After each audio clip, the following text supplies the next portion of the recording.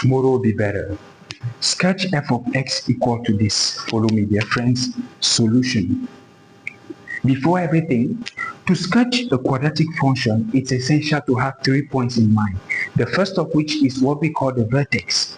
It can be a minimum or a maximum depending on the coefficient of a.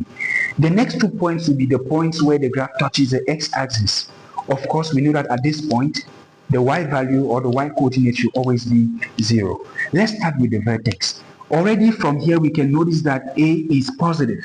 So because a is positive, we're going to have a minimum.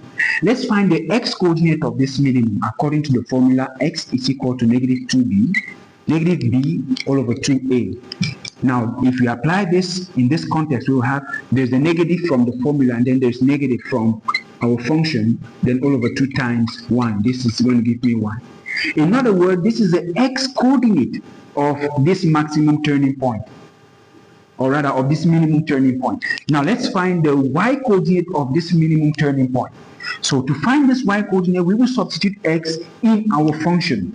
Therefore, f of 1, so x is taking the place of 1 is taking the place of x. If we do it here, we're going to have 1 squared minus 2 times 1 minus 15, which gives me negative 16. Okay, so we have the first point, which is 1 and negative 16. This is the minimum.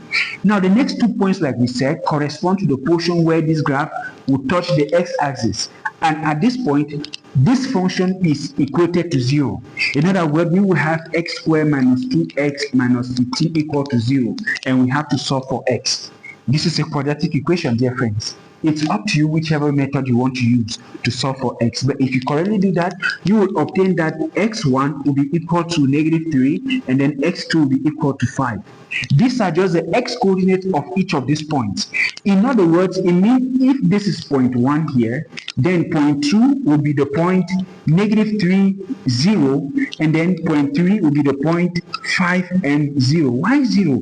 Because, like I said earlier, at this point, the curve is touching the x-axis. Therefore, the y correspondent should be equal to 0. Now we are ready to sketch our graph.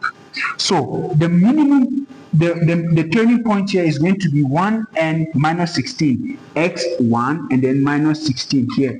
1 and minus 16. This is it here. Now the next one here is point 2. Negative 3 and 0. Negative 3 and 0.